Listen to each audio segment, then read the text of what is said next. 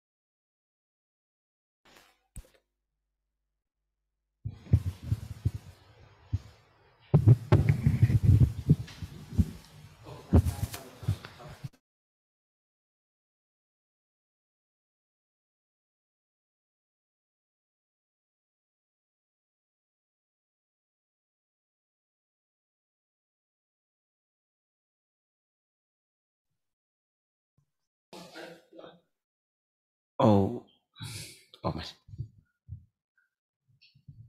Halo Kak Fenan.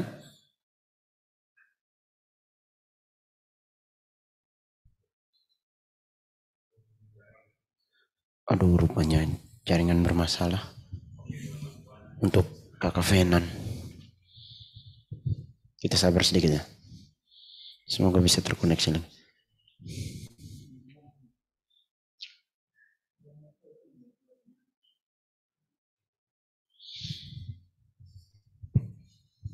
minta maaf teman-teman. Oke. Sip. Lagi satu slide ini. Ini gara-gara Sandiaga Uno datang ini. Lalu ya benar.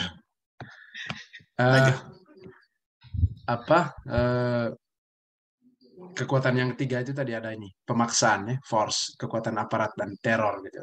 Dari ini yang terjadi misalnya dalam kasus orang Komodo tahun 2019 itu ya, jadi mereka dipaksa untuk keluar gitu demi pembangunan pariwisata kan. Dan ini power of exclusion dengan cara pemaksaan. Lalu ada legitimasi. Legitimasi ini maksudnya apa namanya? Bahasa-bahasa yang kemudian membenarkan kenapa kita mesti harus setuju dengan ini. Misalnya bahasa tentang demi pengentasan kemiskinan di Flores, atau demi percepatan pembangunan, demi kesejahteraan. Jadi itu yang dimaksudkan dengan legitimasi. Jadi atas nama legitimasi politik bahasa tertentu, dibenarkan semua itu. Lalu kemudian ada institusi, seperti tadi dalam konteks Badan Otorita Pariwisata. Jadi institusinya dari pusat hadir langsung gitu ya, untuk mempercepat pembangunan yang ada, dan dalam banyak hal kehadiran institusi macam ini itu membenamkan proses-proses demokratisasi di level lokal karena kekuasaan pemerintah pusat kemudian menjadi sangat kuat. Lalu yang terakhir ada siasat infrastruktur. Jadi bagaimana infrastruktur dibangun hanya untuk melayani tanah-tanah yang sebenarnya sudah dikuasai oleh pemodal. Kalau teman-teman lihat jalan Pantura di bawah itu sangat bagus ya. Sementara jalan ke Air Pacar, Kolang itu ke atas, itu sangat buruk gitu ya. Jadi bagaimana siasat infrastruktur kemudian menjadi sangat penting untuk kemudian melayani eksklusi ini. Jadi infrastruktur, tapi infrastruktur untuk melayani orang-orang tertentu saja. Nah, yang terakhir ini, terhadap seluruh cerita ini kita mau bikin apa? Jadi mungkin ini sebentar yang kita bisa diskusikan juga. Jadi ini masalahnya sudah. Jadi masalahnya kita sudah taruh di atas meja. kira-kira mau bikin apa gitu. Mungkin ini yang saya serahkan ke teman-teman sebentar untuk diskusi. Saya mungkin tulis secara cepat saja di sini. Jadi ya yang kami bikin selama ini ya. Jadi kita bisa berdebat atau berdiskusi sebentar. Jadi ya jaga kampung masing-masing. Penguatan gerakan di basis masyarakat. Kalau bahasanya Manggarainya itu nekating tangeberit gitu. Tadi itu.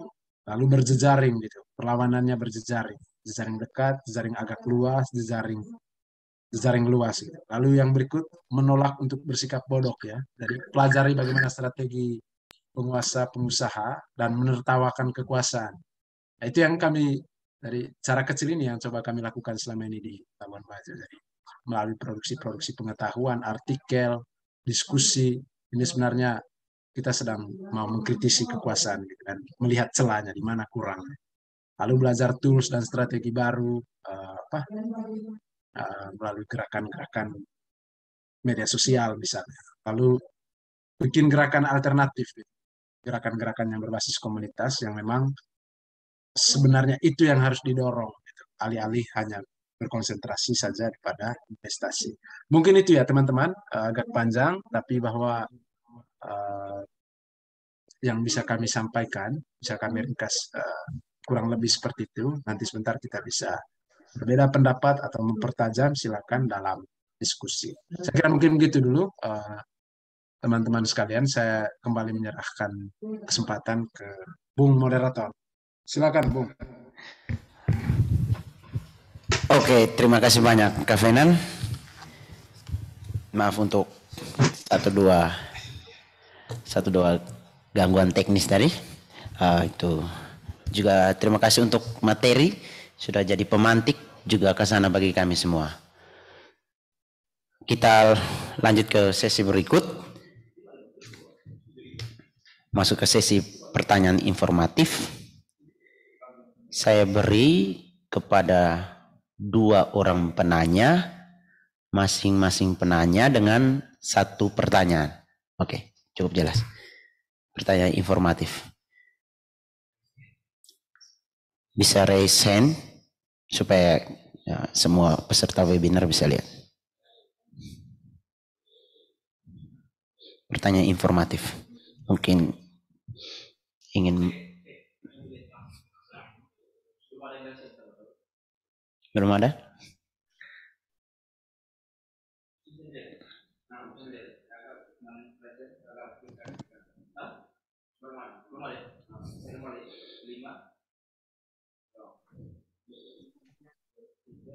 Bagaimana? Langsung ke pertanyaan diskusi nih kalau tidak ada pertanyaan informatif.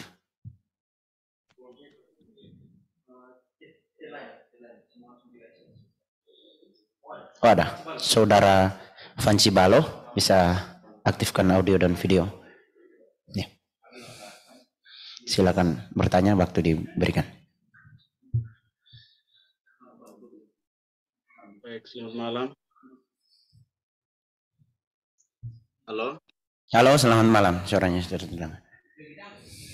Terima kasih Kak Fenan untuk materinya, juga salam dan provisiat untuk KMK dan SMA STFK yang telah menginisiasi untuk berlangsungnya diskusi yang menarik ini.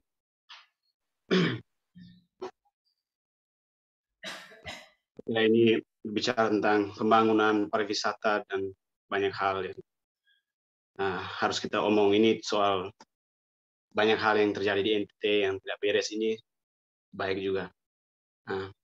Jadi pertanyaan saya itu mungkin entah tadi disinggung dalam materi Kak Fenan atau tidak, saya tidak tahu karena jaringan saya juga di sini agak bermasalah. Saya hanya mempertanyakan bagaimana posisi tokoh-tokoh adat yang memiliki hak mereka di tanah-tanah itu. Bagaimana posisi masyarakat adat? Karena omong tentang tanah ini juga berkaitan, pasti bersentuhan dengan masyarakat adat itu, dan bagaimana sehingga tanah itu bisa ada di di tangan-tangan para penguasa itu, bagaimana proses awalnya itu mungkin perlu kami ketahui juga. Sehingga kalau misalnya masalah-masalah pokok itu kita tidak ketahui secara pasti, ini juga menjadi soal untuk kita bersuara untuk karena sekarang ini yang punya kekuasaan, yang punya kekuatan itu yang punya uang. Jadi dari saya itu saja, hanya mempertanyakan posisi masyarakat adat. Terima kasih atas persoalan ini. Oke, terima kasih. Tambah satu penanya lagi. Bisa raise hand dan aktifkan audio dan video.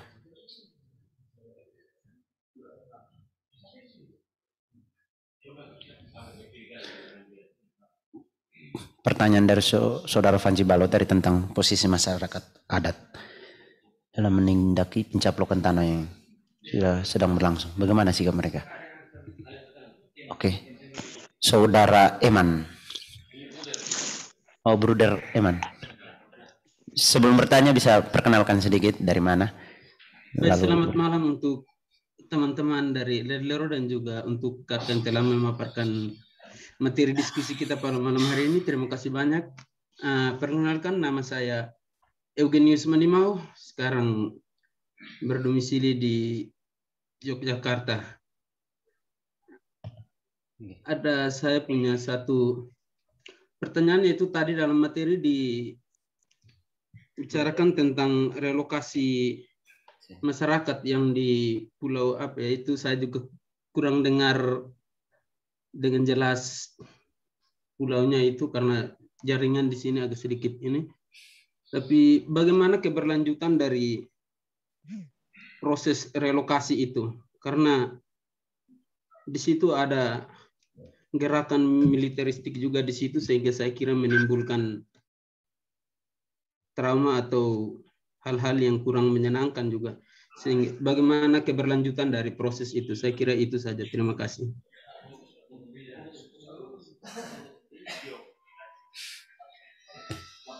Oke, terima kasih kepada Bruder Egen, SWD.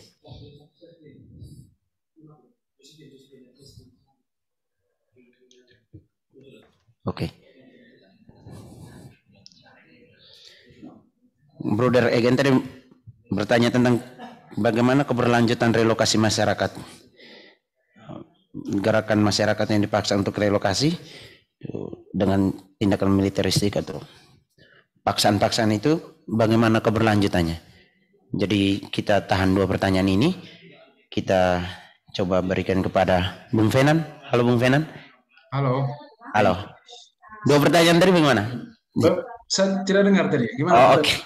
Pertanyaan informatif dari Bruder Fanci, itu ditanya tentang posisi masyarakat adat, tokoh-tokoh adat, bagaimana itu sikap mereka itu terhadap pencaplokan tanah ini, sikap yang diambil itu bagaimana? Yang kedua dari Bruder Egen, SWD, ditanya tentang keberlanjutan relokasi masyarakat. Itu ada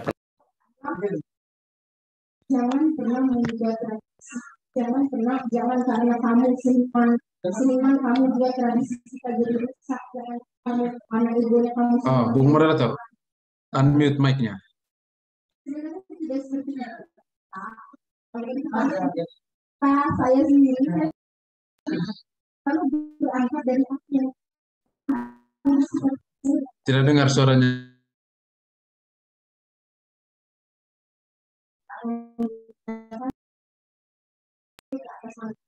Halo. Ya.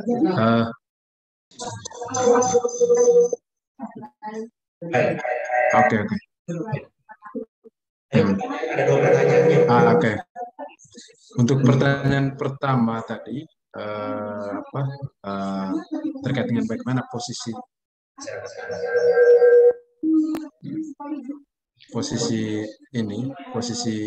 tua-tua adat, ya menarik untuk melihat konteks ini ya. Ya, apa namanya? Menarik juga cara kerja dari korporasi. Ini mereka memanfaatkan juga tua-tua adat yang ada untuk untuk bisa masuk gitu ya. Misalnya contoh dalam konteks kasus-kasus tanah di Labuan Bajo, ya banyak juga tua-tua adat yang kemudian menjadi pintu masuk gitu dari tawaran yang ada gitu. Tapi dalam konteks yang lain juga ada tua-tua adat yang solid, yang memang berada pada garda terdepan gitu ya, untuk Mereka ada pertemuan. melawan Ada pertemuan di sana. pembangunan yang ada. Sehingga memang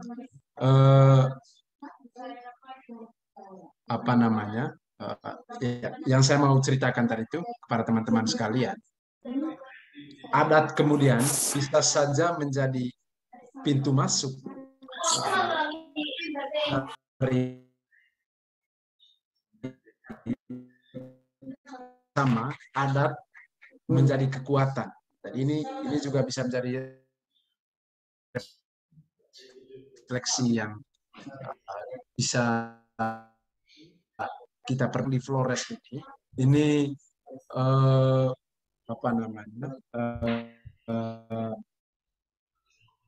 Tidak sudah, Kevenan punya yang adat dia bisa menjadi peluang masuk, bisa menjadi titik lemah, tapi pada saat yang sama dia menjadi kekuatan gitu. Dan kami selama ini di Labuan Bajo sangat berhati-hati juga bahasa adat gitu, karena dia bisa sangat dalam kasus tertentu dia menjadi peluang justru, tapi pada saat yang sama dia bisa menjadi kekuatan.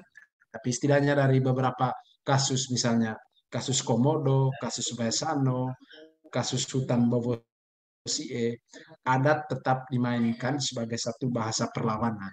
Dari tidak melihat aktor tua-tua adatnya.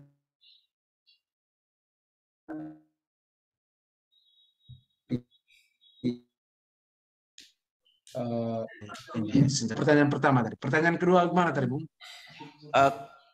Pertanyaan kedua tadi tentang tadi sempat disinggung tentang relokasi masyarakat. Itu keberlanjutan relokasi itu bagaimana? Ya, sejauh ini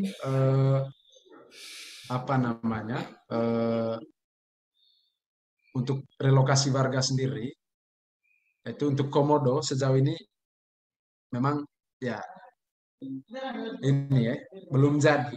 Jadi karena gelombang perlawanan yang terjadi tahun 2019 itu dibatalkan, tapi sampai sekarang belum ada pemberitahuan resmi terkait dengan ini ya,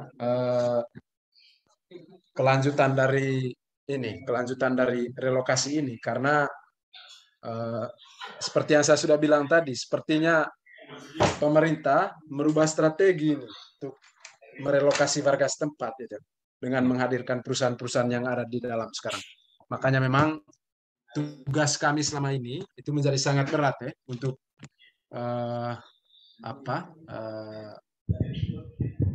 mendiseminasi data-data gitulah. Jadi relokasinya belum bisa dipastikan gagal gitu, karena tampaknya pemerintah mengubah strategi. Jadi bukan lagi dengan pemaksaan, tapi dengan desain regulasi, desain pembangunan gitu. Misalnya untuk warga Komodo sendiri, ya dengan destinasi eksklusif ini sama saja dengan memindahkan mereka. Hanya kan butuh kerja yang serius lagi untuk mengadvokasi, karena beda dengan yang konteks tahun 2019 itu, yang mereka langsung dibilang bahwa kamu akan dipindahkan. Itu kurang lebih begitu. Jadi soal relokasi itu saya kira itu tetap menjadi satu dampak yang paling jauh, yang paling buruk gitu.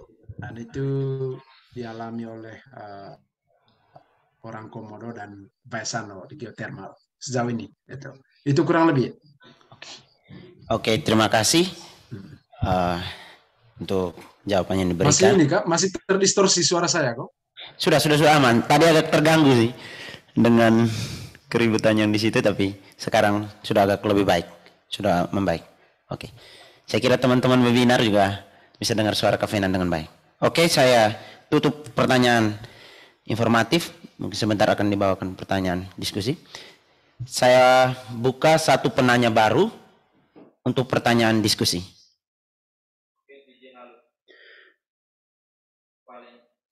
Oke, kita ke Saudara Ferdi Jahalut. Kita berangkat dari satu penanya. Baik, terima kasih Saudara Moderator untuk kesempatan yang diberikan kepada saya. Semoga suara saya terdengar dengan jelas ya. Oke, bisa jelas. Baik, sebenarnya ini bukan pertanyaan sebenarnya, tapi sebuah cara pandang. Yang pertama, ini sikap kritis saya terhadap cara komunikasi politik dari istana sebenarnya. Kita lihat dalam beberapa waktu terakhir, ketika isu lingkungan hidup mulai diangkat kembali oleh warga, khususnya warga yang pro lingkungan hidup, dan masyarakat mulai mengkritisi kebijakan-kebijakan pemerintah yang merusak lingkungan hidup. Kita lihat gaya komunikasi politik istana itu, salah satunya mungkin kita bisa lihat di postingan Jokowi, baik di Twitter maupun di Facebook, dia malah secara simbolik dia menunjukkan seolah-olah bahwa dia itu pro lingkungan hidup. Satu kali mencermati, dia memposting foto dia sementara menanam bakau di salah satu tempat. Saya tidak tahu, saya tidak ingat lagi itu tempatnya di mana. Tapi itu sebenarnya menunjukkan bahwa istana mau menunjukkan bahwa mereka itu pro lingkungan hidup, tapi kenyataannya justru sebaliknya. Jadi itu cara istana mengcounter opini publik, khususnya mereka yang menentang kebijakan pemerintah yang merusak lingkungan hidup. Itu yang pertama. Yang kedua, pada skala lokal, di Manggarai itu terjadi perbedaan sikap antara gereja lokal, istana keuskupan, saya sebut istana, dengan beberapa paroki, khususnya yang dikelola oleh OFM, yang punya konsen yang besar terhadap isu lingkungan hidup. Kita lihat beberapa waktu yang lalu, misalnya Uskup Ruteng bersama beberapa jajarannya, mereka memberikan rekomendasi untuk proyek geotermal yang ada di Vaisano. Lalu bagaimana cara gereja-gereja di paroki yang ada di Ruteng yang berseberangan dengan pendapat pemimpin mereka itu untuk mengcounter opini itu? Caranya mereka menanam pohon. Misalnya salah satunya itu gereja paroki Pagal bersama OMK-nya, pastor parokinya menggerakkan OMK-nya untuk menanam pohon di Vaisano. Jadi itu sebenarnya itu kritik yang tajam sebenarnya terhadap Uskup Ruteng menurut saya. Jadi memang agak dilema juga ketika di satu sisi warga begitu antusias menentang kebijakan pemerintah yang merusak lingkungan hidup, tetapi di sisi lain juga pemimpin gereja lokal juga seolah tidak mendukung gerakan semacam itu. Jadi ini patut disayangkan. Kemudian yang terakhir juga mungkin Kevenan cukup tahu baik juga situasi yang terjadi di Labuan Bajo, khususnya di seputar tempat tinggalnya di Ngorang itu, masyarakat di bawah itu mereka menjual tanah untuk membeli motor, kemudian membeli televisi, kemudian 1-2 hari kemudian motornya tertabrak dan rusak, tapi tanah sudah terlanjur dijual. Jadi poinnya di sini penting juga upaya konsientisasi terhadap masyarakat akar rumput. Jadi kalau misalnya kita bisa saja buat seminar-seminar macam ini, tapi kalau tidak ada gerakan atau aksi nyata untuk masyarakat akar rumput memberikan penyadaran terhadap mereka, sama saja bohong. Karena kesannya nanti diskusi ini sepertinya elitis kan, tidak punya dampak yang cukup kuat terhadap masyarakat. Mungkin itu saja dari saya. Terima kasih.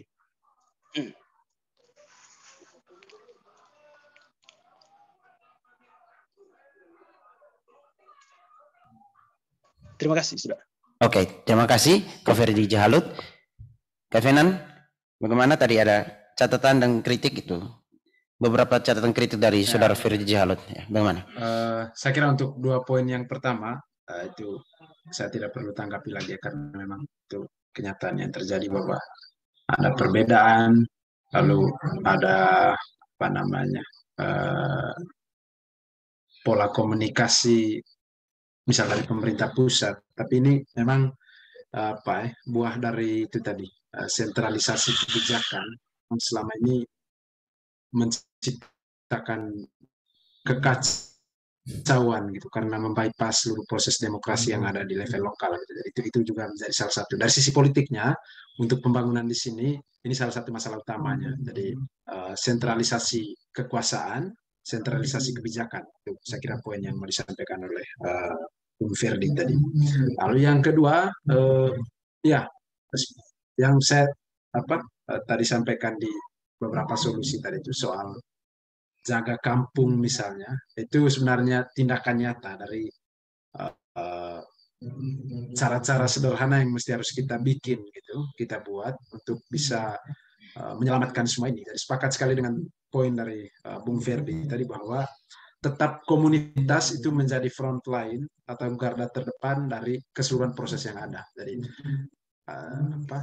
Kalau tidak kita hanya akan terjebak dalam diskusinya aktivis atau diskusinya kampus, sementara warga sendirinya tidak tercerahkan dengan hal-hal seperti ini. Makanya sebenarnya dari diskusi yang kita bikin pada malam hari ini tadi, saya sendiri sudah sangat lama menantikan kapan orang-orang Ledalero bersuara tentang Labuan Bajo. Jadi akan semakin banyak aktor, semakin banyak yang mewacanakan tentang ini. Saya pikir kerja untuk konsientisasi warganya, komunitasnya itu juga akan makin dipercepat gitu. Saya kira mungkin begitu sedikit komentar dari saya, Bung Moderator. Oke. Tata tadi mungkin ada satu yang terlupakan, bagaimana sikap Bung Fenan juga komunitas Sun Spirit for Justice itu terhadap perbedaan sikap antara gereja lokal dalam hal ini tentang Uskupan Diocesan yang ada wacana pembangunan geothermal. Bagaimana sikap dari Sun Spirit sendiri itu bagaimana? Ya, gimana? Ya, seperti yang teman-teman sudah tahu lah, bahwa ya kalau kami sih awalnya sejak tahun 2018 kita ini bersama-sama dengan beberapa jejaring yang lain mengadvokasi tentang geothermal Baesano ini, dan termasuk salah satu sebenarnya yang sama-sama satu kaki dengan kita adalah Gereja Institusi Kuskupan Ruteng ini.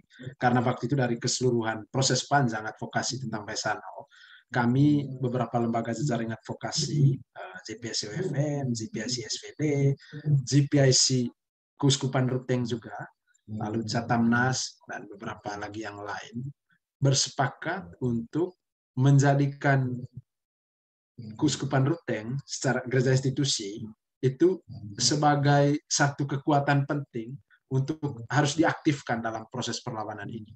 Dan kami semua tergabung di dalam kelompok diskusi yang akhirnya kemudian merekomendasikan apa yang harus dibikin oleh Kuskupan. Dan waktu itu dibikin surat untuk semacam menyatakan sikap kritis gitu terhadap geothermal ini. Tapi kemudian belakangan, ya seperti yang teman-teman sudah ketahui, gereja kemudian dengan pertimbangannya sendiri, gereja institusi maksudnya, gereja Kuskupan Ruteng, karena masih ada gereja yang lain yang masih sikapnya berbeda, gereja SVD, gereja UFM, lalu yang lain-lain, ya seperti itulah. Jadi ya kami pada intinya kami akan terus pada substansi, berpihak pada nilai-nilai kewargaan, nilai komunitas, nilai lingkungan, sehingga memang sejauh ini ya kita tetap terus bersama warga. Sementara ya terkait dengan Kuskupan sendiri ya biarkan publik atau warga sendiri yang kemudian memberi sikap ya. Dan memang itu yang terjadi selama ini, warga sendiri yang kemudian mengklarifikasi atau memberikan tanggapan terhadap sikap gereja Kuskupan maksudnya. Itu kurang lebih Bung Moderator. Terima kasih banyak untuk pertanyaan ini. Tutup, kita bergerak kepada penanya yang berikut, Saudara Mikael Jonaldi. Bisa waktu dan kesempatan diberikan. Saudara Mikael Jonaldi, oke. Baik, sebelumnya mohon maaf apakah suara saya didengar? Sudah didengar, tapi tolong matikan musik. Tolong matikan musik. Aduh. Oke.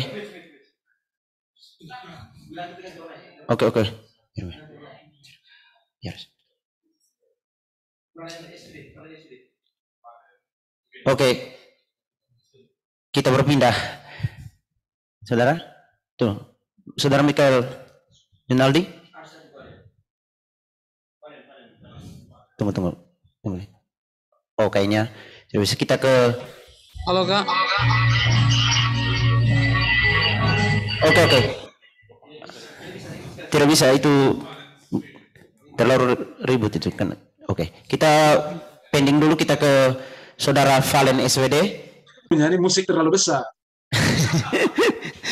Kita buka kesempatan kepada Saudara Valen SWD untuk bertanya. Waktu dan kesempatan diberikan.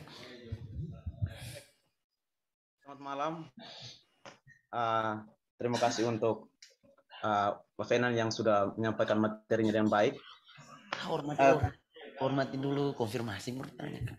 Saya berbicara itu karena ini mengenai masalah lokal, tetapi sebenarnya itu ini hasil dari suatu masalah besar, yang masalah internasional yang besar sekali. Itu seperti pembangunan itu, pembangunan selalu dinilai berdasarkan pertumbuhan ekonominya. Itu berasal dari program rekonstruksiisasi ekonomi yang dilakukan oleh IMF itu sehingga segala sesuatu berkaitan dengan pembangunan itu selalu hanya dinilai itu berdasarkan produk domestik bruto itu, sehingga pertumbuhan ekonomi itu dilihat baik, lalu seolah-olah itu sudah baik sekali, sedangkan pembangunan yang tidak merata lalu pendapatan yang tidak merata itu seolah-olah tidak diperhatikan. Misalnya di NTT sendiri, pertumbuhan ekonomi kita beberapa tahun terakhir ini membaik, tetapi rasio Gini itu perbedaan pendapat, ketimpangan pendapatan masyarakat itu rendah sekali, bahkan kita NTT itu berada di urutan ke-16 itu, hampir mendekati rasio Gini nasional. Lalu soal ini itu kita ada dilema soal pembangunan. Misalnya waktu saya turun ke lapangan untuk buat penelitian soal accumulation by dispossession itu saya lihat bagaimana orang masyarakat pada umumnya itu justru menerima akumulasi itu, dan mereka tidak sadar, tetapi di satu pihak mereka menerimanya dengan sangat baik. Misalnya ketika satu pariwisata dibuka, lalu banyak orang yang mendapat tempat pekerjaan, mendapat lowongan pekerjaan. Lalu kita mulai dilema. Kita memperjuangkan yang mana? Kita memperjuangkan mereka yang dirugikan atau mereka yang mendapatkan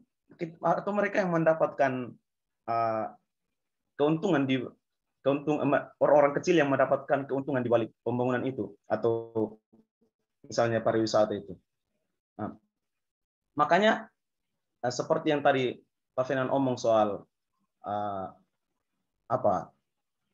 dan juga kayak Firdi tadi omong soal ini, itu penyadaran dari masyarakat akar rumput. Itu misalnya itu seharusnya kita juga harus memperhatikan ini soal itu dilema pembangunan ini.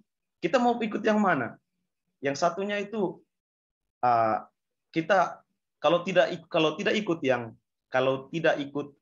yang ditetapkan sebagai landasan untuk pertumbuhan ekonomi, lalu kita mau bertumbuh bagaimana?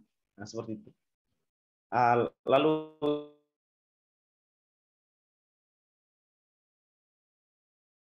yang seperti saya omong itu, ada juga masyarakat justru menerima akumulasi seperti itu. Jadi mohon tanggapannya. Terima kasih banyak.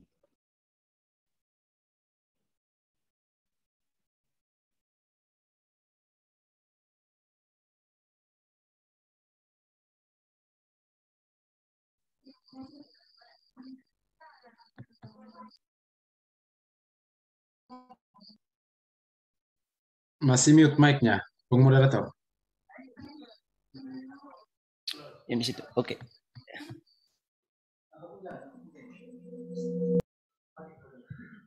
Oke, sorry. Saya pakai Steve Kalelo punya enggak? Saya pakai Steve Kalelo. Oke. Bagaimana pertanyaan Saudara Valen tadi? Kak Fenan, cukup jelas atau? Ya, apa namanya? Saya kira ya sepakat dengan itu bahwa memang cara kita hidup sekarang ini di tengah dunia yang semakin maju ini memang ini kita sebenarnya sedang hidup dan menghidupi register-register yang coba dipasang oleh rezim pembangunan neoliberal, seperti semboyan tadi, pertumbuhan ekonomi, percepatan pembangunan, dengan segala indikator statistiknya yang memang mengelompokkan kita mana yang maju, mana yang sudah sejahtera, dan mana yang tidak. Tapi kemudian yang paling penting adalah yang kita kritisi, persoalan-persoalan tentang persoalan ekonomi politik, soal ini pertanyaan penting, mengapa kemudian warga sampai tidak maju, dari alasan-alasan misalnya soal ketidakadilan akses macam-macam, itu yang sama sekali tidak di highlight atau tidak coba untuk digali gitu. Dan menarik misalnya untuk data di Manggarai Barat sendiri, meski secara kasat mata kita melihat pembangunan pariwisata yang sangat luar biasa dengan kemajuan Kota Labuan Bajo, tapi rasio Gini antara beberapa sektor itu sangat timpang. Misalnya antara pertanian, peternakan dengan pariwisata itu sangat timpang gitu perbedaannya. Jadi lalu juga rasio Gini antara desa dan kota, rasio Gini antara antara kampung-kampung dengan Kota Labuan Bajo misalnya, itu sangat jomplang gitu angkanya. Jadi sekali lagi tadi mau menegaskan kembali yang disampaikan oleh Bung penanya tadi, bahwa memang register-register pembangunan yang selama ini dikeluarkan oleh lembaga-lembaga agen-agen pembangunan global seperti World Bank, IMF, macam-macam gitu, yang kita tahu bahwa semua lembaga ini adalah agen-agen pembangunan neoliberal. Ya, memang mereka mendorong betul untuk kekuatan pasar ini bisa menjadi bahasa dunia gitu. Sehingga pertanyaan-pertanyaan soal ketidakadilan akses terhadap sumber-sumber daya itu tidak lagi menjadi hal yang penting untuk didiskusikan. Nah, kemudian ini nyambung ke pertanyaan kedua, misalnya soal bagaimana warga di sini itu seringkali dipersalahkan gitu sebagai orang yang misalnya tidak bersikap kritis gitu. Nah, misalnya kita bisa jadikan contoh itu orang di daerah Golomor di sana, atau di garis sempadan pantai ini, pantai Labuan Bajo baik utara maupun selatan. Jadi sekian tahun mereka ini dibiarkan dalam situasi ketertinggalan secara infrastruktur gitu. Makanya kemudian mereka berpikir bahwa sudah, kami jual saja tanah-tanah yang ada karena tidak ada gunanya gitu. Karena tanah-tanah ini menurut mereka tanah yang sangat tidak strategis, tanah yang sangat tidak produktif. Tapi kemudian ketika semua tanah itu sudah dikuasai oleh orang-orang Jakarta, oleh pemodal, ya karena hubungan mereka yang sangat dekat dengan kekuasaan, tiba-tiba jalan yang sangat bagus, yang sangat lebar dibangun tadi di atas tanah-tanah itu. Sehingga kemudian ya warga ibaratnya sudah jatuh tertimpa tangga pula gitu. Jadi sudah dibiarkan sejak lama tertinggal secara infrastruktur, lalu kemudian pada saat yang sama tanah-tanah mereka dijual gitu dengan gampang dilepas karena memang mereka sendiri menilai bahwa tanah itu tidak produktif. Tapi kemudian ketika sudah dikuasai, tiba-tiba infrastruktur untuk mengakses tanah-tanah itu dibangun gitu. Dan pada saat yang sama atau celakanya, warganya kemudian dituding sebagai orang yang bersikap bodoh,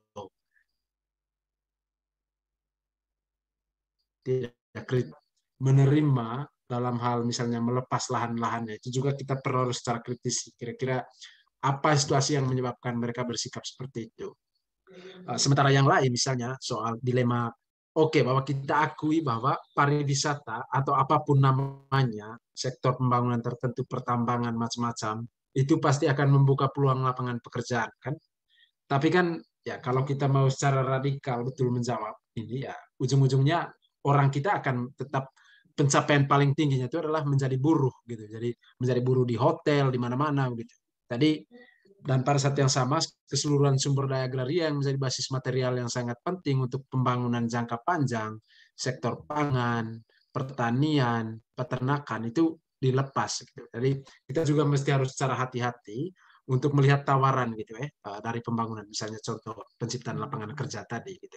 Ya, kasus yang sama, misalnya cerita yang sama kita dengar dari sepanjang pesisir pantai utara Manggarai yang memang dulu menjadi sasaran target tambang gitu. Jadi oke, bahwa ada lapangan pekerjaan, tapi kemudian setelah 15 tahun mereka pulang yang tersisa hanya lubang-lubang, ya warga kembali menjadi petani, tapi lahannya sudah habis. Gitu. Jadi kalau kita di sini, oke, kita akui bahwa pariwisata membuka peluang lapangan pekerjaan, tapi yang kita mau semestinya bahwa selain bekerja di sektor-sektor real pariwisata, tapi sebenarnya warga sendiri yang harus menjadi bos atas pekerjaannya dan salah satu garansi untuk bisa menjadi bos atas pekerjaannya adalah basis material yang namanya tanah gitu.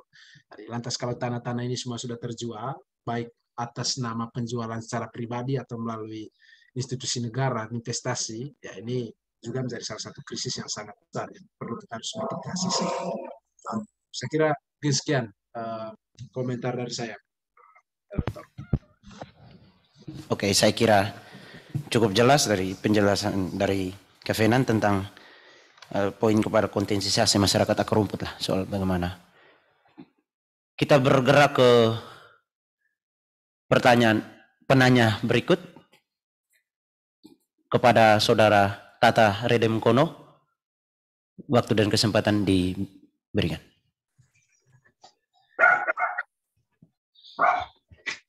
Baik, selamat malam semuanya. Pak Troto, guru saya, teman-teman semua. Bung Fenan, teman kelas, luar biasa Bung Fenan. Bung Redem, salam ke Jakarta. Oh ya, ada salib di belakang tuh, sepertinya. Kita ini masih beragama nih, Bung. Kalau saya meringkas apa yang dikatakan Bung Fenan, kebetulan saya baru saja membaca bukunya Jack Rancière, itu Disagreement Politics and Philosophy. Dia mengatakan bahwa yang terjadi dalam pariwisata di Flores adalah rakyat sebagai subjek utama dari demokrasi itu terpinggirkan. Ya. Narasi-narasi dari masyarakat adat, ya. Masyarakat Atamodo yang merupakan penduduk lokal, kemudian narasi-narasi dari masyarakat sipil itu sebagai kekuatan yang mendesak, ya, destructive strength itu tidak lagi diperhatikan.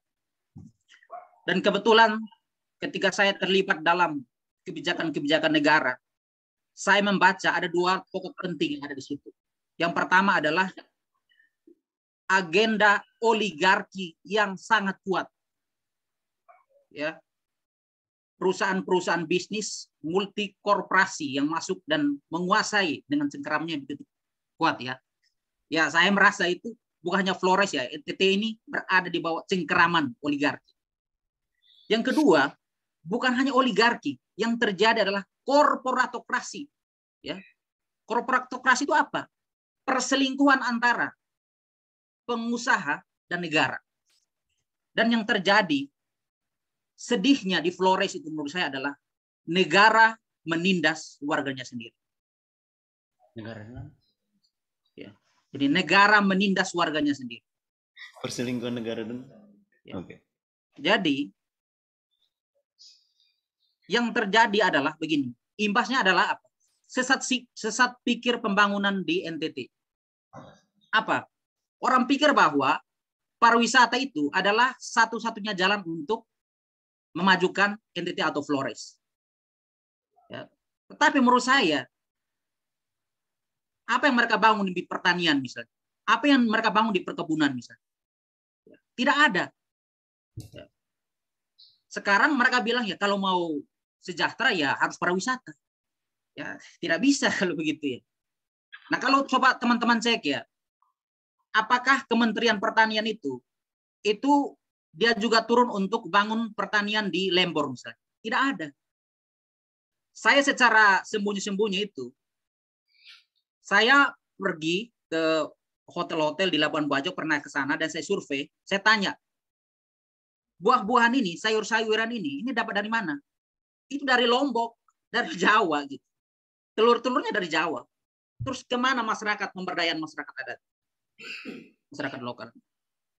Nah, itu menjadi catatan saya. Yang kedua, kritik saya terhadap teman Fenan dan teman-teman Frater, ya, soal konsolidasi masyarakat sipil. Menurut saya perjuangannya itu terlalu sendiri-sendiri gitu. Semua orang dengan keserentakan idenya tidak ada satu konsensus, ya, tidak ada satu semangat yang sama, sehingga seringkali ketika mau maju dalam satu gerakan bersama, itu cenderung tidak menjadi kekuatan yang mendesak, kekuatan yang menekan. Karena apa? Semua punya agenda masing-masing, ya, masyarakat sipilnya. Jadi PR saya bagi teman-teman semua, ya, dan kita semua, saya juga gitu kan, bagaimana kita ini bisa menjadi satu motivasi bersama. Ya, kita kalau diskusi oke semua, kita bisa kutip semua teori-teori kan. Ya, tapi bagaimana menjadi satu gerakan bersama, masyarakat sipil itu terkonsolidasi dalam gerakan bersama itu. Jangan sampai ide-idenya itu jalan masing-masing gitu. Ada yang bahkan dulu sama-sama, ya kan, terus lama-lama sudah keluar dari koridor ya. Saya lihat apa gereja keuskupan Ruteng itu sudah dukung geothermal ya. Itu kan sembarang saja itu. Tidak boleh itu. Apalagi keuskupan Denpasar itu katanya mau bangun penginapan di itu Manggarai Barat itu ya. Ya, kita membangun penginapan di tengah kemiskinan masyarakat, ya saya tidak tahu konsep teologi macam apa itu. Ya. Gitu mungkin tanggapan saya. Terima kasih atas diskusi ini. Semoga ada gerakan-gerakan aksi yang bisa kita perjuangkan bersama. Salam untuk teman-teman semua. Ya, terima kasih Kak Redem. Bagaimana Kak Venan terhadap catatan tadi? Ada satu pertanyaan. Konsolidasi bersama. Jangan sampai seperti ada pemisahan antara gerakan gereja dan gerakan kelompok. Saya apa namanya? Poin-poin yang disampaikan oleh Bung Redem tadi saya pikir sangat tepat ya, dan itulah yang terjadi di Flores, di NTT sekarang ini, bahwa kita sebenarnya sedang jadi ada satu gerombolan oligarki yang menguasai Indonesia ini dari Sabang sampai Merauke dan daerah kita sekarang ya, ditarik misalnya Flores ada ekstraktif, tambang, energi, dan pariwisata yang menjadi targetnya. Saya kira itu inilah relatif seperti itu yang terjadi. Sementara yang kedua, ini soal gerakan tadi itu, saya sepakat sekali Bung Redem bahwa ini kita ini terus sajalah berproses, bahwa dalam dinamika gerakan selama ini persis kalau teman-teman pernah dengar dalam satu filsafat politik gitu, Laclau bilang chain of equivalency, isu-isu yang ada ini persis menjadi satu kerja yang tidak mudah gitu ya.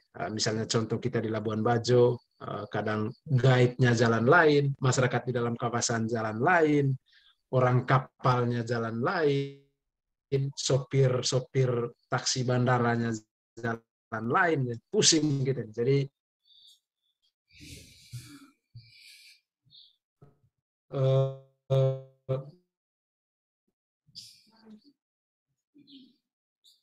pada intinya ya, jadi terus menghasilkan baca sebenarnya sedang menghadapi satu masalah yang lebih besar. Lalu yang kedua, konsolidasi gerakannya. Ini saya pakai bahasanya Bung Redem dan teman-teman dari Jakarta. Jadi konsolidasi gagasan dan di level gerakan itu mesti harus nyata. Jadi ketika gagasan sudah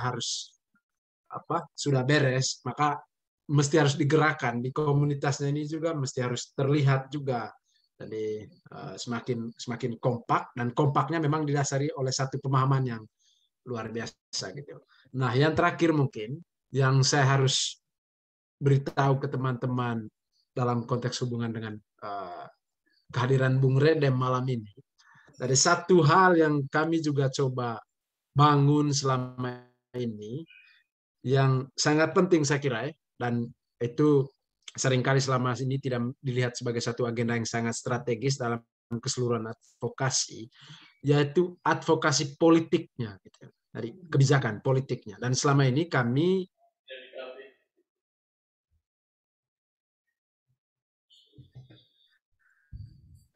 Bang Ansilema ini rajin gitu berkomunikasi, karena kita berpikir bahwa politik, jadi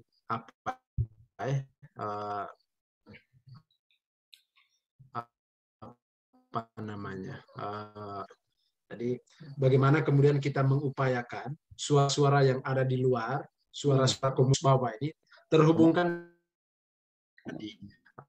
dan salah satunya itu di parlemen, yang memang selama ini banyak sekali perdebatan di sini bahwa ya kenapa mesti harus terhubung dengan politisi ini, politisi itu, lain-lain gitu. Jadi itu cerita yang kemudian beredar di lapangan, karena ya, tahulah teman-teman sekalian kalau kita berbicara tentang politik ini,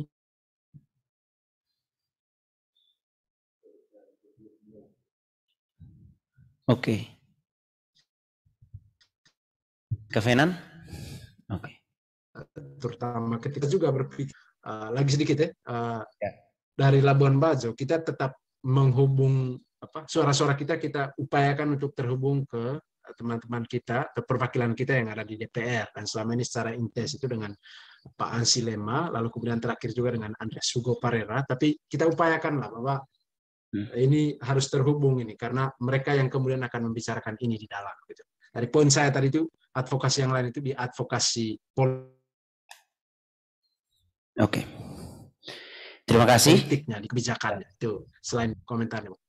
Oke. Terima kasih. Di sisa waktu ini saya pikir dari tadi saya sudah tegaskan bahwa ini forum diskusi. Jadi diskusinya tidak hanya terjadi dua arah antara Kevenan dengan penanya. Jadi mungkin ada gagasan oh, Karedem ada mau beri tanggapan? Ya. Atau saya? Oke. Jadi baik, ini saya apresiasi memang yang disebut sebagai konsolidasi gagasan. Yang pertama memang ada konsensus juga, kemudian harus konsolidasi gerakan ya, sehingga tidak berada pada level epistemik tapi masuk pada tataran praktis. Nah, sebagai info saja, Bung Fenan dan teman-teman, ya sementara kita melakukan revisi Undang-Undang Konservasi Nomor 5 tahun 1990. Ya. Nah, itu masukan Bung Fenan tentang sonasi yang digeser-geser itu menjadi bahan utama yang akan digodok di situ. Ya. Jadi kenapa sonasi itu digeser-geser, misalnya di Taman Nasional Komodo seperti itu? Karena orang bilang begini, kita geser sedikit untuk zona pemanfaatan, tapi setelah itu tidak digunakan lagi, ya, tidak dimanfaatkan lagi. Jadi masukan dari teman-teman tentang undang-undang konservasi ini itu sangat penting untuk nanti digodok kemudian. Terima kasih Bung Fenan atas ilmunya dan sukses teman-teman atas diskusi yang sangat bagus ini. Oke, terima kasih. Terima kasih. Bagaimana teman-teman yang lain? Rupanya diskusi hanya terjadi seperti dua arah. Terhadap tanggapan dari Kak Redem tadi bagaimana? Teman-teman mungkin ada komentar. Kak Redem tadi beri penekanan beberapa hal berikut. Itu pertama, catatannya rakyat sebagai subjek seperti dipinggirkan. Yang kedua, agenda oligarki terlalu kuat. Yang ketiga, korporatokrasi, perselingkuhan antara negara dan kapitalis. Pertanyaan tadi tentang bagaimana konsolidasi, Kevenan menjawab dengan konsolidasi gerakan, gagasan dan gerakan melalui advokasi politik. Teman-teman lain mungkin ada beri masukan sedikit untuk memperluas ke sana, memberi komentar atau catatan kritis supaya terkesan yang lain juga bisa berbicara. Terhadap ini saya buka. Lefre Brian, saya tidak salah. Saya persilakan. Oh, Saudara Denos. Nama. Oke. Saya pikir tadi Henrik Lefebvre, filsuf dari Prancis ini. Semacam itu. Oke, Denos, silakan.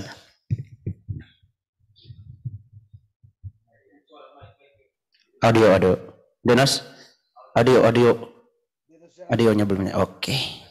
Terima kasih Kevenan dan teman KMK lalu SEMA, KRDM dan juga kita semua yang sudah sampaikan aspirasi kita pada malam hari ini.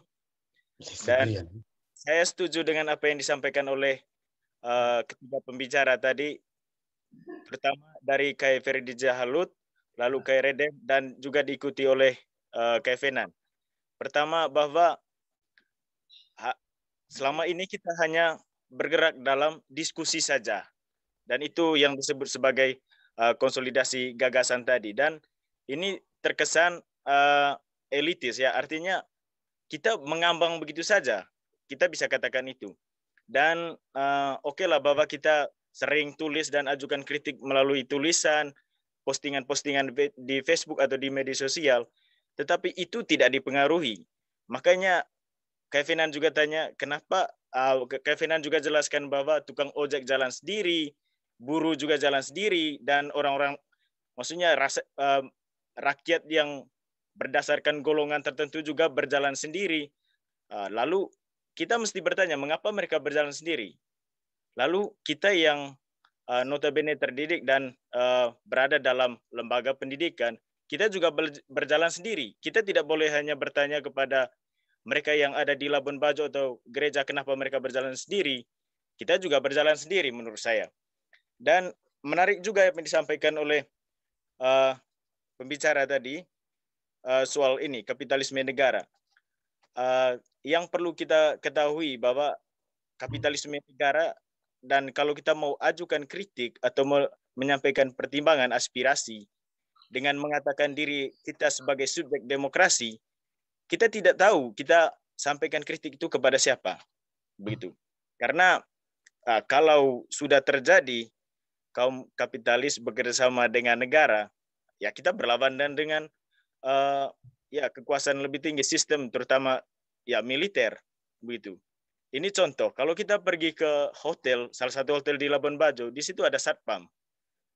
Kalau kita mau masuk ke dalam, yang ditanya adalah apa kepentinganmu?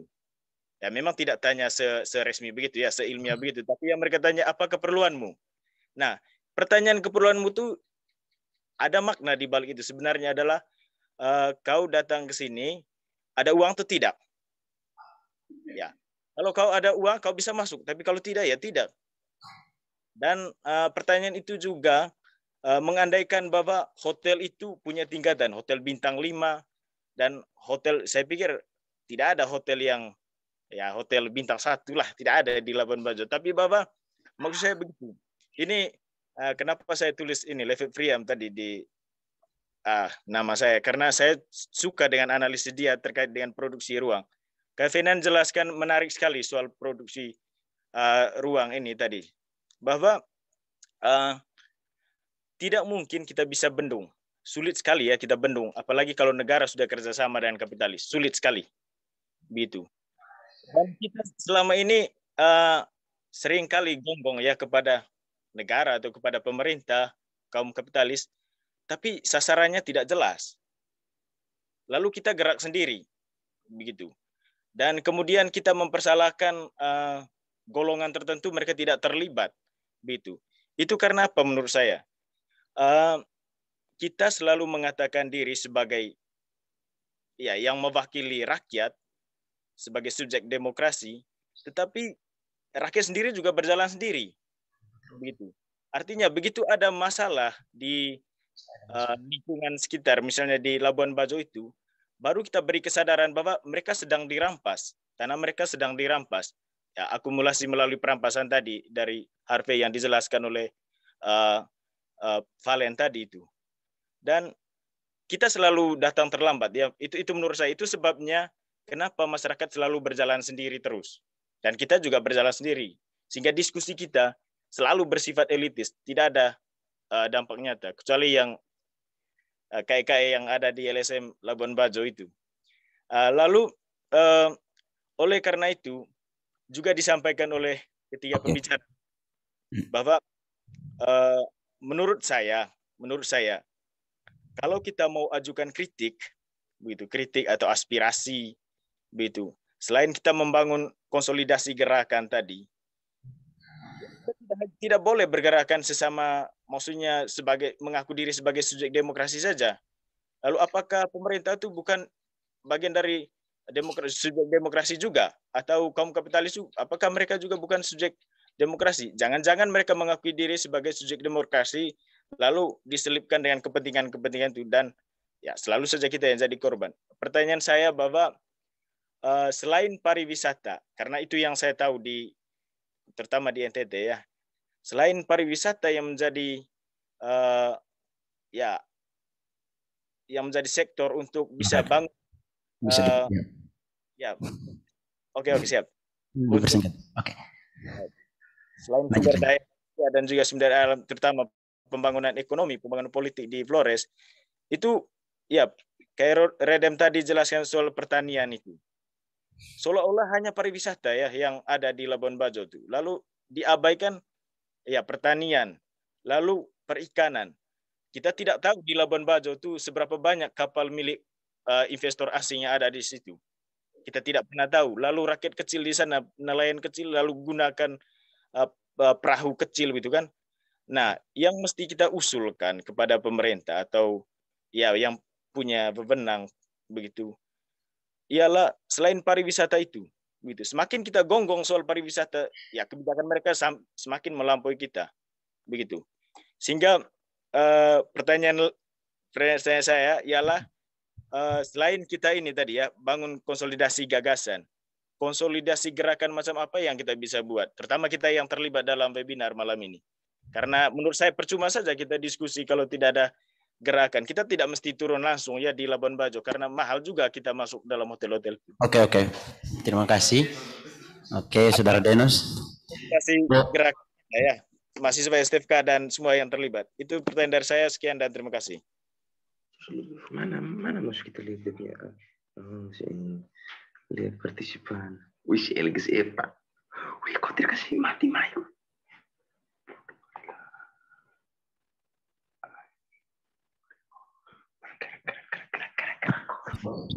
Sudah, Bung Moderator.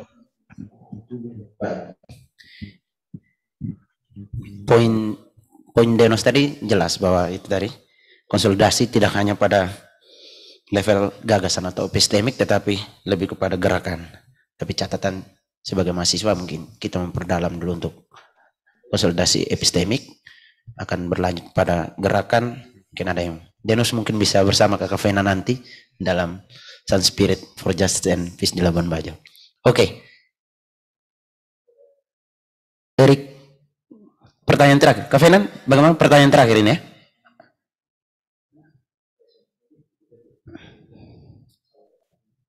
Baik, terima kasih atas kesempatan yang diberikan. Selamat malam untuk kita semua. Perkenalkan saya Eriki dari Fakultas Filsafat Universitas Katolik Widya Mandira Kupang. Apakah didengar, teman? Halo? Halo? Dengar. Kevenan ini? Ya, oke. Pertanyaan terakhir ya ini. Kak Willy. Aduh. Oke. Oke. Kayaknya yang ini kurang jelas. Kita ke Kak Venan ini yang terakhir. Jelas dari situ. Tidak jelas dari situ. Dia masih omong. Tidak. Oke. Kira omong lagi. Pater Willy, mungkin pertanyaan terakhir. Pater Willy. Untuk Kakak Venan. Saya beri kesempatan. Oke. Iya. Suaranya jelas ya? Oke, jelas. Jauh-jauh dari Belgia. Oke. Ya. Dari Leuven. Saya punya satu komentar dan juga satu pertanyaan kemudian. Komentarnya sederhana. Saya sendiri berterima kasih untuk webinar ini. Saya banyak belajar dari Venan dan juga teman-teman lain yang tadi bertanya dan berkomentar. Tentang konsolidasi, saya sangat setuju bahwa konsolidasi itu juga satu bagian penting, tapi saya juga kadang berpikir bahwa akar dari semua masalah ini juga konsolidasi. Karena konsolidasi itu mengandung unsur penyeragaman juga sebetulnya, dan saya pikir itu persis yang terjadi di Labuan. Jadi standar-standar pariwisata yang sudah berhasil di tempat lain, itu kadang-kadang dipaksakan, itu demi konsolidasi pembangunan pariwisata pada level nasional. Artinya konsolidasi itu tentu baik, tapi menurut saya dia juga punya unsur kolonialisasi dalam arti terbentuk dominasi hegemoni kalau tidak diawasi dengan kritis. Itu satu hal. Lalu yang kedua, pertanyaan saya sederhana. Pertanyaan saya itu kurang lebih begini. Apakah tidak ada satu regulasi yang bisa menjadi payung hukum sehingga misalnya Pemda, pemerintah lokal itu punya daya tawar lebih dalam seluruh proses ini daripada sekedar mengikuti apa yang diprogramkan dari pemerintah pusat. Regulasi yang saya maksudkan itu mungkin hal yang bisa jadi turunan dari program otonomi daerah misalnya. Itu pertanyaan. Terima kasih. Oke. Ini pertanyaan terakhir. Pak Terwili. Terima kasih Pak Terwili yang di Leuven, Belgia. Terima kasih. Saya kira ini jawaban pertanyaan dan jawaban terakhir dari Kak Fenan.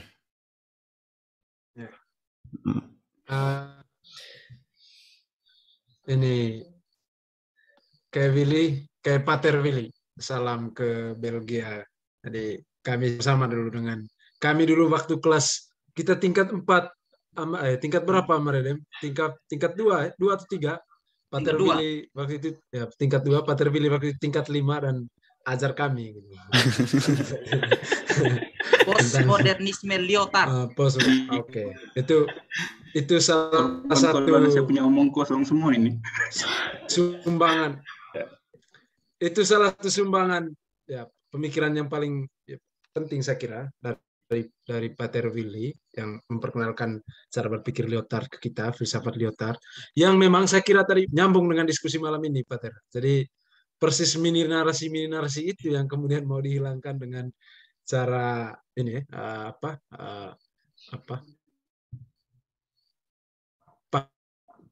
pariwisata kemudian saya kira Amaredemasi dan menjadi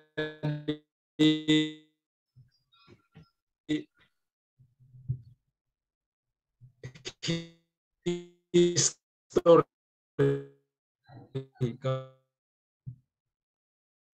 dapat ini jadi harus satu sejarah penyeragaman keseluruhan, dan itu yang sebenarnya selama ini kan kita di sini bahwa ketika pariwisata sangat dipercayakan untuk menjadi penanda kemajuan, ya maka cerita-cerita yang lain soal pertanian, peternakan, kondisi khusus Flores NTT itu tidak mendapat tempat lagi, gitu. Dan itulah cerita-cerita yang ada di Semboyan atau legitimasi misalnya kita harus menjadikan Labuan Bajo seperti Bali. Ya, tidak cek lagi Bali ini ternyata banyak masalahnya lagi di sana sekarang, bahkan jauh lebih sadis. Gitu. Jadi bahkan bahasa-bahasa yang seperti itu tidak disadari gitu keluar dari mulut si pemerintahnya gitu. Tapi saya sepakat sekali dengan poin itu tadi bahwa soal penyeragaman konsep pembangunan pariwisata ini justru itu yang sekarang ini kita coba kritik dengan menghadirkan berbagai mini narasi atau cerita-cerita yang tidak terakomodir gitu dalam master plan pembangunan pariwisata yang ada, pariwisata besarnya. Lalu yang kedua saya kira menarik sekali tadi dari Kak Willy soal ruang atau celah bagi pemerintah lokal. Itu yang selama ini kita sering pertanyakan di sini dan selalu dalam pernyataan sikap kita ketika unjuk rasa, public hearing gitu. Jadi yang kalian maksudkan sebenarnya dengan undang-undang otonomi daerah ini di mana persis posisinya gitu. Pemerintah pusat dengan perpres yang ada, dan itu yang kemudian memperkecil ruang ini kayak Pater, dan persis sekarang ini di bawah Omnibus Law ya, ini dilibas habis ini.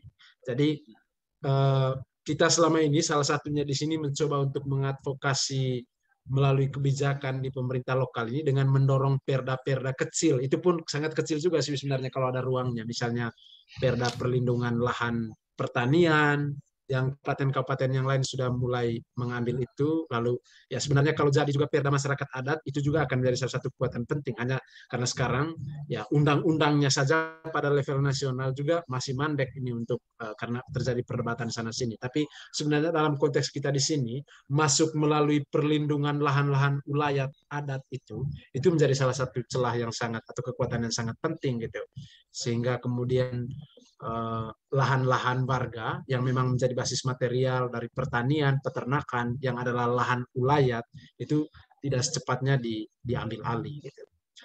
Saya kira ruang-ruang itu yang kemudian bisa diambil oleh pemerintah lokal, yang tentu ini sebenarnya juga salah satu faktor pentingnya soal kompetensi perwakilan kita yang ada di lokal. Ini beberapa kali saya sharing pengalaman saya kira sangat penting. Beberapa kali kita public hearing di kantor DPRD Manggarai Barat, masalah-masalah yang ada saja ini mereka tidak tahu. Gitu. Bagaimana kemudian menyusun satu perda yang bisa berpihak pada masyarakatnya sendiri. Gitu. Jadi diinformasikan lagi dari pusat oleh Bung Redem mereka ini ke teman-teman DPR yang ada di sini, baru kemudian bergerak. Gitu. Sebagai contoh misalnya soal rencana untuk pembabatan hutan Bovosie ini, ya belakangan ketika alat-alat berat sudah masuk, baru kemudian bersuara, wah ini air kita ini, bagaimana? Gitu. Jadi ya mandeknya representasi di level lokal, ya itu pertama tentu sangat ini soal kompetensi dewan kita juga, itu mesti harus diakui juga ya. Ini juga buah dari satu proses politik yang memang sudah sejak awal tidak dilandasi berbasis kepentingan real gitu dari warga gitu. Di samping itu juga memang dalam konteks Labuan Bajo secara politik memang secara kebijakan ini peran pemerintah pusat terlalu besar, terlalu dominan. Ya ruang-ruang demokratisasi pada level lokal ini kemudian dikunci habis gitulah. Ini memang salah satu hal yang selama ini menjadi keprihatinan kita dari sisi politiknya, dari sisi demokrasinya. Itu kurang lebih. Baik, Bater, saya kira cukup jelas dari Kak Fenan. Karena dibatasi waktu, saya pikir banyak dari kita yang masih mau bertanya, itu masih terbuka kesempatan. Kita bisa bertanya, berteman dengan Kak Fenan di Facebook, Fenan Haryanto, atau Instagram. Sambil teman kita bisa saling berdiskusi atau tanya-tanya tentang kegiatan atau apapun itu, teman-teman bisa tanya di situ. Oke. Instagram ya. Oke. Instagram atau Facebook. Jadi saya kira cukup di sini. Kak Fenan mungkin ada closing statement. Setelah closing statement masih ada beberapa rangkaian cara sedikit. Kak Fenan, jangan langsung minggat. Ada penyerahan sertifikat dan foto bersama. Jadi Kak Fenan closing statement dulu mungkin. Saya beri waktu. Semoga tidak terlalu mengganggu. Ini musik DJ dari lantai bawah ini sudah mulai bunyi. Jadi kami ada acara juga di sini tadi.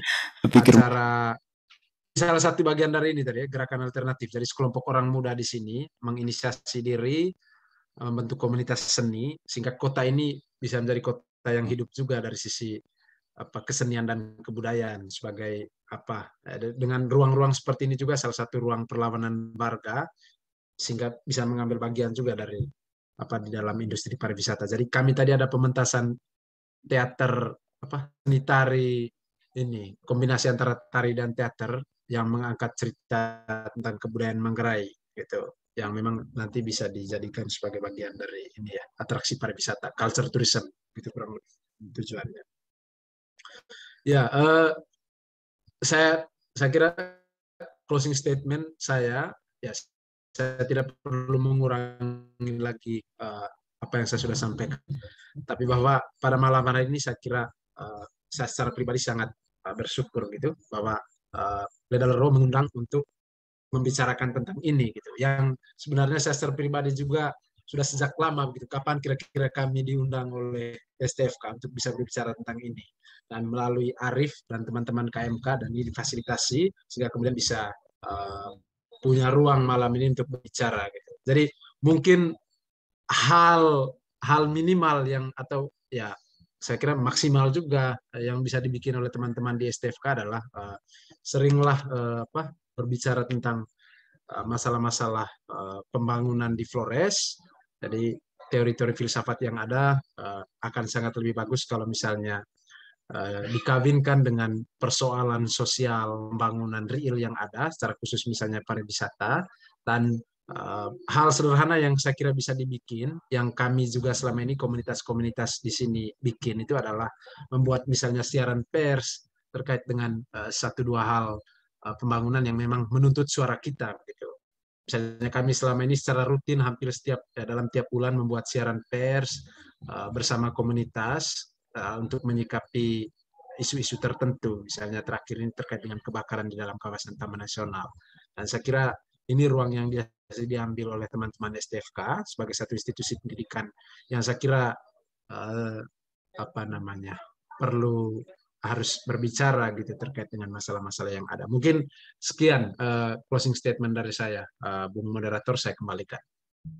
Baik, terima kasih banyak, Kak Fenan. Saya coba sedikit ya, tidak terlalu banyak, merangkum tentang hasil pembicaraan kita malam hari ini sebagai penutup. Pulau Flores dengan luas 13.540 km persegi merupakan destinasi pertambangan, energi dan ketamakan kapitalis oligarki dalam mengeruk keindahan dan kekayaan Flores. Dari Kak Fenan bilang ladang baru investasi. Taman Nasional Komodo merupakan habitat alami bagi satwa langka Varanus komodoensis serta satwa dan vegetasi endemik lain baik di darat maupun di laut. Atas dasar itu, ketakutan yang selalu menghantui para pegiat lingkungan, pelaku wisata dan warga di dalam dan sekitar kawasan Taman Nasional Komodo adalah perubahan tak terkendali yang disebabkan oleh aktivitas pembangunan pada habitat alami ini. Bukan tak mungkin perubahan itu akan berujung pada kepunahan komodo. Taman Nasional Komodo adalah piring nasi bersama, istilah Kak Fenan, para pelaku wisata di Kota Labuan Bajo dan penduduk 3 desa. Bagi pariwisata Labuan Bajo, Taman Nasional Komodo adalah garansi utama di balik meroketnya branding pariwisata alam Komodo yang berbasis konservasi dalam beberapa tahun terakhir. Lalu daya jalar kapitalisme neoliberal di negara-negara berkembang sangat didukung oleh rezim pemerintahan di negara bersangkutan. Dalam rezim birokratik otoriter, pembangunan dipandu oleh militer dan teknokrat. Teknokrat tersebut adalah ekonom didikan rezim neoliberalisme global yang menjadi perancang-perancang kebijakan ekonomi di negara masing-masing. Di sisi lain, militer menjamin situasi politik yang kondusif bagi operasi perusahaan-perusahaan multinasional, juga memenangkan resistensi dari masyarakat. Terakhir, neoliberalisme atau ekonomi pasar bebas dalam batas tertentu melihat manusia semata-mata sebagai homo economicus. Sebagai homo economicus, manusia selalu mengejar kepentingan pribadi. Namun hal ini berbahaya dan mendatangkan skandal solidaritas karena segala jenis relasi sosial akan tunduk pada pertimbangan atau kalkulasi untung rugi. Solidaritas tidak dapat dibangun dalam kalkulasi untung rugi, tetapi dalam konsolidasi epistemik serentak gerakan sosial bersama. Sebaliknya, solidaritas dibentuk oleh pengorbanan kepentingan pribadi demi kepentingan bersama. Pada titik paling ekstrim, terjadi peralihan cara pandang terhadap orang lain atau yang lain. Yang lain tidak lagi dilihat sebagai subjek, tetapi objek yang diperalat untuk kemauan dan keinginan si subjek. Pertanyaan refleksi untuk kita, kemanakah kita? Baik, terima kasih. Itu catatan penutup. Sekarang ada beberapa seremoni lanjutan, itu penyerahan sertifikat. Oke, baik. Kita akan lanjut, Kak Fenan, kita akan lanjut ke penyerahan sertifikat. Jadi yang mewakili SEMA. Sudah. Yang pertama, tinggal maju. Ketua SEMA, mari.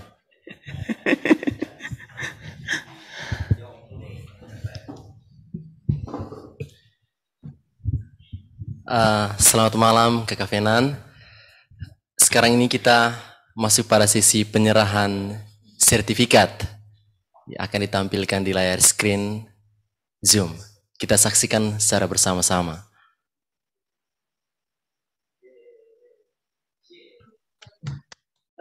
Atas nama kelompok penulis di koran dan diskusi filsafat Ledalro dan Senat Mahasiswa STFK Ledalro, kami menyatakan penghargaan dan terima kasih kepada Kakak Fenan Haryanto dalam berupa sertifikat. Kita berikan aplaus untuk Kakak Fenan Haryanto. Terima kasih banyak, terima kasih banyak. Salam banyak untuk KEKE di Sun Spirit for Justice and Peace Labuan Bajo. Ya. Kemudian kami berikan sertifikat penghargaan atas nama KMK dan Diskusi Filsafat Dalro dan Senat Mahasiswa STF Dalro kepada Sandre Loreng sebagai moderator webinar kita pada malam hari. Sandre Loreng. Muat Sandre, terima kasih banyak Muat Sandre. Oke, terima kasih banyak. Berikutnya kami berikan sertifikat kepada para peserta webinar pariwisata dan pembangunan di Flores. Inilah sertifikatnya. Terima kasih banyak. Nanti kami akan mengirim sertifikat ini ke setiap kita dan kami akan mengirimnya dalam bentuk link drive. Dan karena itu kita nanti akan mengunduh secara mandiri sertifikat tersebut melalui link yang akan kami kirim nanti. Dan link untuk sertifikat itu nanti akan disebarkan melalui website STF Dalro. Jadi mohon kita membukanya atau mencari bersama di website STF Dalro. Sesi berikutnya itu foto bersama. Karena itu kami meminta kesediaan setiap peserta webinar untuk mengaktifkan kamera Zoom-nya.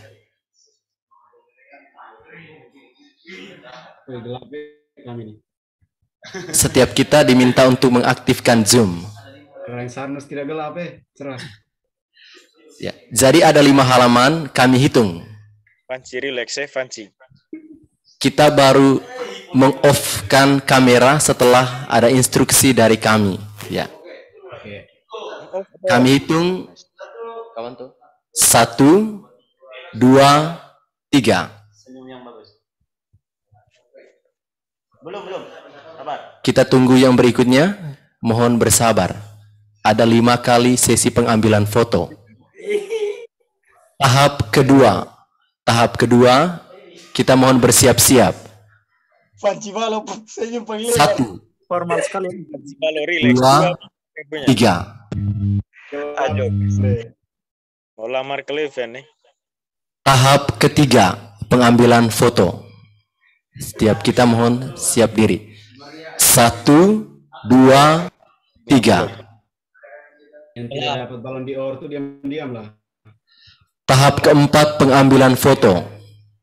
Relax Balo. Mohon teman-teman membuka kameranya karena ada beberapa yang belum membuka kamera ini. Mohon dibukakan kameranya. Teman-teman silakan membuka kameranya.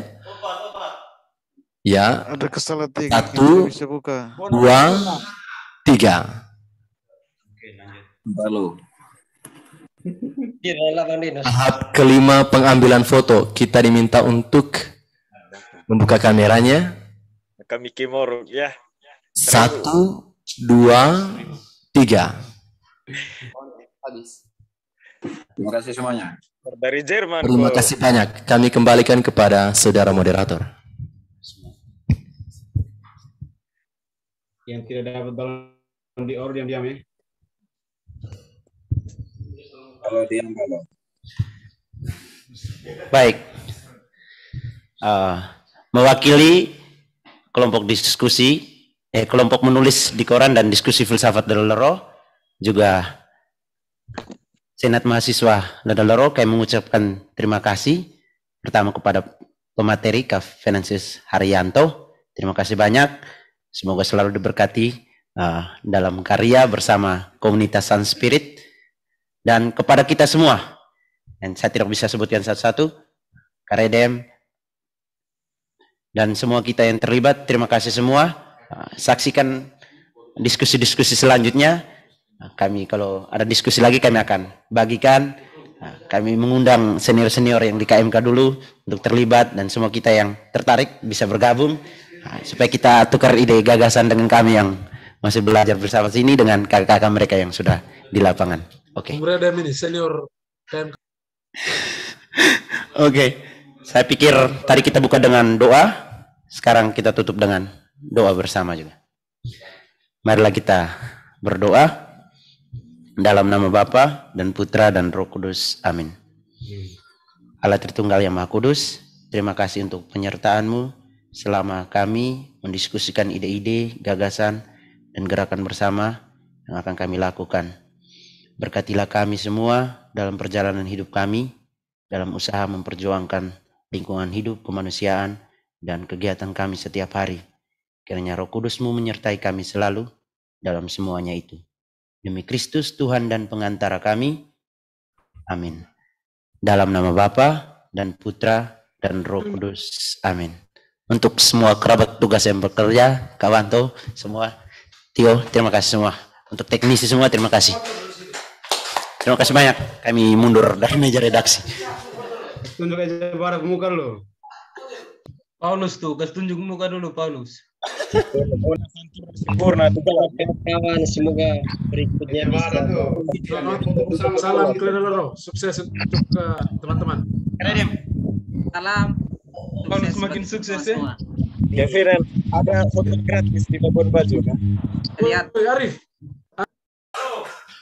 Ada hotel gratis, Kak. Kakak Redem, selamat malam Kakak Redem, apa kabar? Kakak Redem, selamat malam, apa kabar?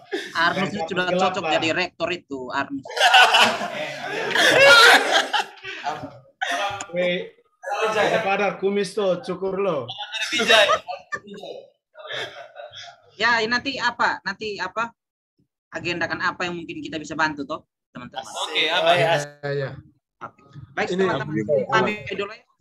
Bung Redem mereka harus satu minta bantuannya. Nanti teman-teman KMK kirim berita untuk kakak bantu muat di berita, media mana begitu. Terima kasih banyak kakak. Seperti biasa. Saya untuk Kevin jangan lupa kirim materi Kevin. Yuk Kevin, siap. Pamit. Lihat tuh tutup dan pamit ya. Kami pamit. Selamat. Nanti share beritanya ke kita, nanti kita siap lagi. Siap. Dan juga materi diskusi. Kak Fenan, terima kasih banyak kakak. Siap. Terima kasih Kak Fenan, terima kasih. Yo. Salam Kledalero. Salam. Bijay. Orang engkau juga itu. Tidak mandi juga gara-gara nih. Balo. Abang Ija Badar. Tidak kontrol ya. Mata mana? Mana Ija Badar?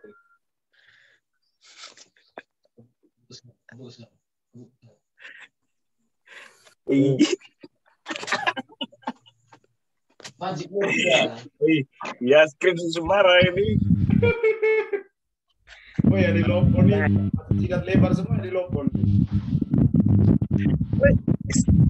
Kita sudah tahu gelap begini, mesti cari tempat yang cerah. Saya tidak mau seperti sanggung lagi masuk. Ricky Montero baru lihat muka tuh. Tolong screen dia dulu. Screen Ricky Montero. Orang yang mau tampakkan muka, orang yang belum mandi. Screen Ricky Montero tuh belum dapat dia tuh.